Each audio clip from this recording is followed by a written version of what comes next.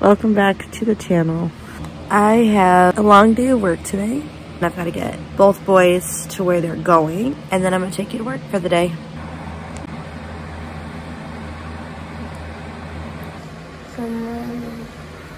Cute face alert. Oh, it's cute face alert. I was just about to get out of bed, and then look who pulled me back in. So we're cuddling for a minute.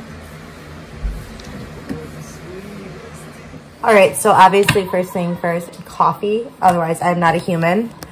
I know you guys know that I love coffee. I think I talk about it enough to know, for you to know that I love it. So I think I've shown this before, but for those who are interested, this is my go-to. I do the Stoke cold brew, not too sweet. This is my favorite. They have a couple different ones. They have one without sweetener, and then they have one that's, I think, a little bit more sweet even. I'll use any of them if they're out of this one, but this one's my favorite. I don't have to add like sugar or anything to it, so I just put some of this in there, and then a little bit of my hazelnut creamer. So I already put ice in my cold cup, and then I do a taste test. Oh, also look at all the dishes behind me. Don't look at the dishes actually behind me. All right, let's get dressed for work.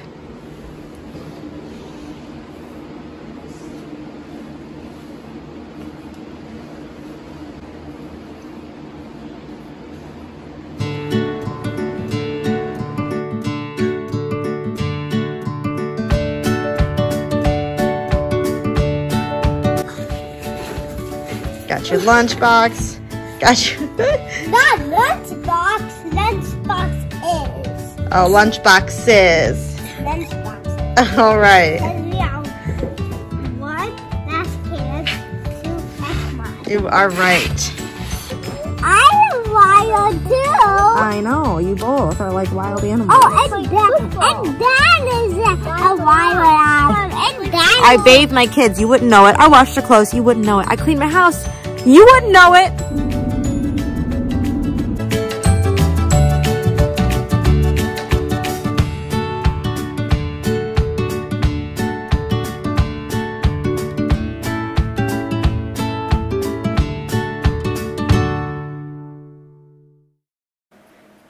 Okay, so as you can see here, I'm getting settled at my computer, signing on, and reviewing my first couple of patients that are already checking in. I work 10 to 7 today, and I am the only urgent care provider on staff until 5 p.m. when the second person comes on. So as you can see here, and maybe you could tell by my expression on my face, but my first patient of the day had some chief complaints that were potentially a little bit more complicating.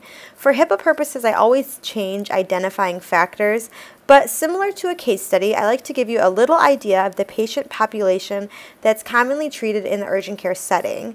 So here you can see my first patient of the day arrived with the chief complaint of chest, back, and neck pain. The patient was in her 50s and her vitals were stable.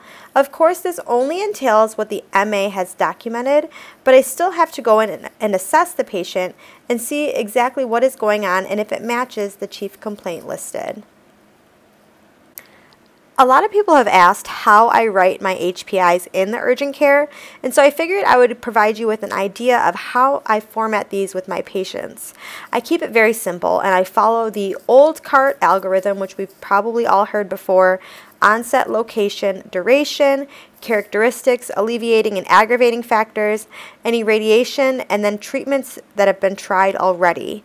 Also, I always ask the patient if this is the first time that they have experienced this symptom before or if they've had it in the past. In this patient's case, what was documented as chest pain turned out to not really be chest pain, like how we think cardiac chest pain, which is a great reminder to not always go into your patient's room with preconceived notions based on the chief complaint that was documented during triage. Make sure that you go in with a clear head and do a thorough but focused assessment each time and focused HPI each time, regardless of what the triage complaint is. Because remember, this isn't urgent care and it's not the type of setting where a full head-to-toe assessment is appropriate. Very focused, quick, brief assessments are what you will do in the urgent care setting. So here you can see how I would write up a quick but focused HPI with my patient with these complaints. Though her pain was reproducible with movement and palpation, because of her age and just an abundance of caution, I still got an EKG in the office.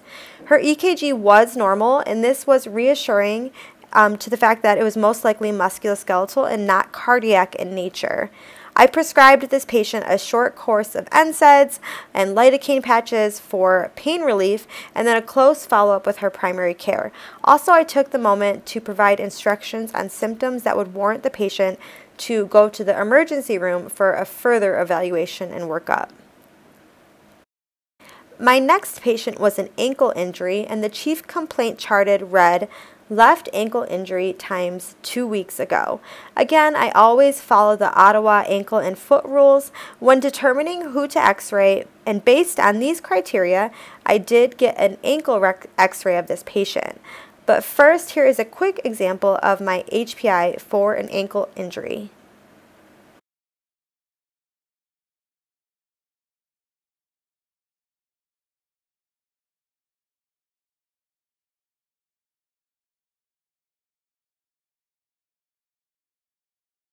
So here is a glimpse of the AP ankle view, which was in fact normal. Of course, I also got an oblique and lateral, which were also normal as well. So likely this patient had a very mild sprain, and based on the fact that the patient had full range of motion of the affected ankle, no swelling or deformities noted, and a perfectly normal series of ankle x-rays. I did wrap her ankle in an ACE bandage and gave her some education on ankle sprains. So in between the neck pain and the ankle injury, I saw probably 10 other patients, all with URI symptoms. I've seen not only a few COVID patients again recently, but also lots of influenza A. And I know I already talked about that in my previous video, but that's been very predominant lately. Fortunately, our MAs and our nurses in the clinic, they're amazing, and they actually have authority to do some tests prior to our assessment. So this is especially helpful for these repeat URI patients, specifically when we're getting busy with high number of patient volume. So they can either swab them for COVID and the flu or strep throat. That's just a few of the things that they can do without our first assessing the patient, and this just really helps that the tests are pending so we can see some other patients while we're waiting for those results, and it just really helps with the flow of patient care and helps to keep things moving along. So true to urgent care fashion, 5 minutes before we closed the clinic, a laceration repair did come in. If you ever think that you're going to leave an urgent care on time, that will be the day that a lac comes in just before closing. Fortunately, it was a very simple repair. 3 sutures were placed in a simple index laceration. Of course, I did clean the wound first and did a digital block. The patient accidentally had cut her finger while cutting vegetables at home. We made sure to update her tetanus vaccine while she was in the clinic, and then just gave her some simple instructions on wound care following suture repair and when to follow up to have the sutures removed.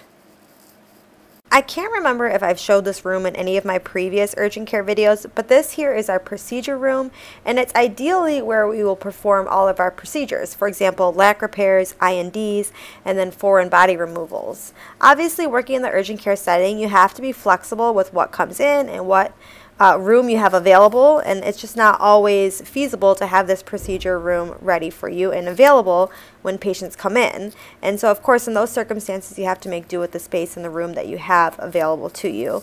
Luckily, I'm very familiar with this, making use of whatever space available, because I did, like I've mentioned previously, work for 4 years in an extremely busy ER.